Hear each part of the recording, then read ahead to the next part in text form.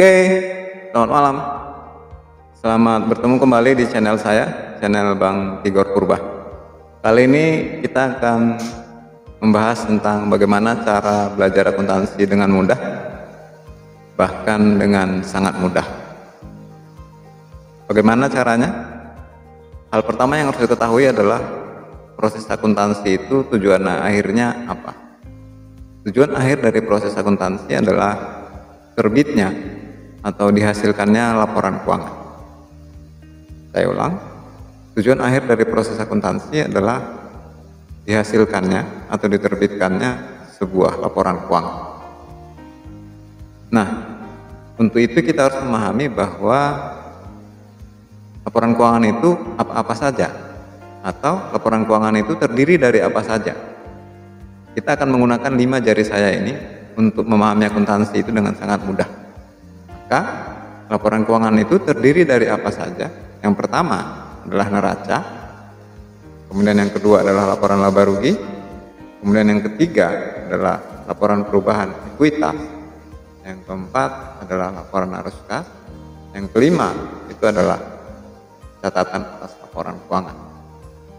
Nah, jika kita sudah tahu bahwa proses akuntansi itu menghasilkan neraca, laporan laba rugi, laporan perubahan ekuitas, laporan arus kas, dan catatan atas laporan keuangan, maka tahap berikutnya yang harus kita pahami adalah bagaimana cara menerbitkannya. Nah, di zaman teknologi informasi seperti hari ini, kita semua tentu sudah sama-sama tahu bahwa segala sesuatu sudah bisa dieksekusi dengan menggunakan aplikasi. Aplikasi sudah begitu banyak, tidak terkecuali dengan proses akuntansi. Proses akuntansi di hari ini sudah bisa dieksekusi dengan memanfaatkan berbagai software akuntansi yang bisa kita temukan di mana saja. Ada yang sudah cloud, ada yang masih stand alone, ada yang sudah jaringan, berbagai macam. Nah, jika proses akuntansi sudah bisa dieksekusi dengan accounting software, maka tugas dari insan akuntansi ataupun orang yang sedang belajar akuntansi adalah bagaimana cara memahami transaksi, bagaimana cara menganalisis transaksi, apakah transaksi itu mempengaruhi akun apa saja. Maka untuk itu harus memahami saldo normal akun namanya.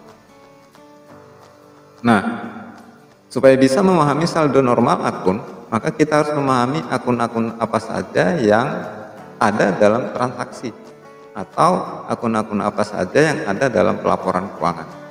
Kembali ke 5 jari yang tadi, ada 5 akun utama dalam pelaporan keuangan, yaitu ada aset, ada hutang, ada ekuitas, ada pendapatan, ada beban. Saya ulang, ada 5 akun utama dalam pelaporan keuangan. Yang pertama itu aset, kemudian hutang, kemudian ekuitas, kemudian pendapatan, kemudian beban. Yang 2 ini biasanya berbagai macam istilah akan mengikutinya. Aset kadang disebut sebagai aktiva, kadang juga disebut sebagai harta. Jadi 3, berbagai buku juga menyebutkan seperti itu.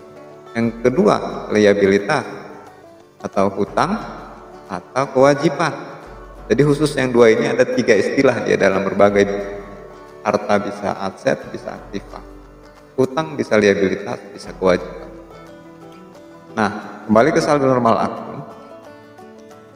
Untuk bisa memahami saldo normal akun yang untuk akun yang 5 ini, maka kita harus mengubah seperti ini.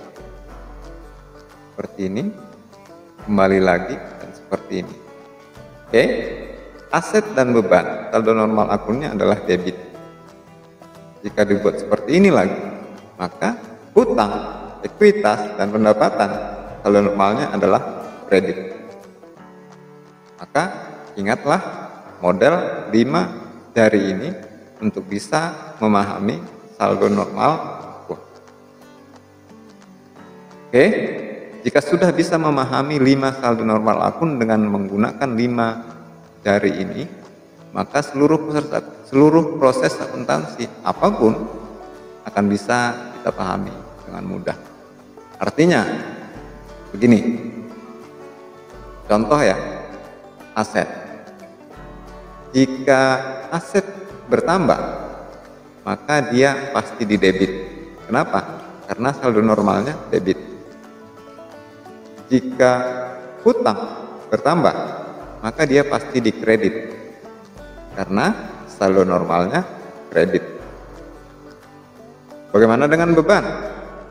Jika beban bertambah, maka dia pasti debit. Karena saldo normalnya debit. Jadi yang perlu diingat hanya saldo normalnya sebenarnya. Jika dia sama dengan saldo normalnya, maka dia bertambah. Jika dia tidak sama dengan saldo normalnya, maka dia pasti berkurang. Oke?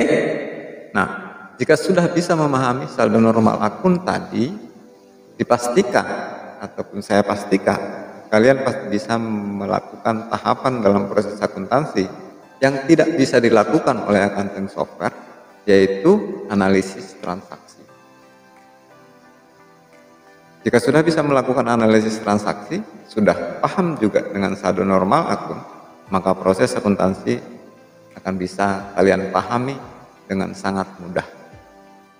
Dan satu lagi yang kalian tidak boleh lupa adalah bahwa untuk bisa memahami akuntansi menjadi lebih luar biasa, sebenarnya kalian harus memiliki buku ataupun kitab orang akuntansi yang disebut dengan standar akuntansi keuangan. Bentuknya seperti ini. Bukunya tebal. Jadi yang ini adalah standar akuntansi keuangan IFRS. Harganya lumayan, tapi bisa diperoleh juga dalam versi digital. Bahkan dalam versi digital dia lebih lengkap. Ada standar akuntansi keuangan etap, entitas tanpa akuntabilitas publik, ada juga standar akuntansi keuangan syariah, ada juga standar akuntansi keuangan EMKM, entitas mikro kecil menengah, kemudian ada standar akuntansi pemerintahan juga, tapi itu bisa diperoleh dalam versi digital. Dan supaya bisa memperolehnya dalam versi digital, maka kalian harus menjadi anggota Ikatan Akuntan Indonesia. Baik, saya pikir itu untuk materi kali ini tentang bagaimana cara belajar akuntansi dengan mudah, bahkan dengan sangat mudah. Kalian bisa coret-coret di komen di bawah untuk menanyakan berbagai hal tentang akuntansi, bahkan tentang perpajakan, supaya saya semakin semangat untuk membuat materi-materi dan konten lainnya. Jangan lupa di subscribe juga ya, jangan sampai tidak, karena itu akan memberi semangat yang lebih luar biasa lagi. Dan jika kalian merasa bahwa informasi ini sangat bermanfaat, maka bagikanlah kepada yang lain dengan cara share. Oke, tetap semangat, tetap sehat, tetap bahagia.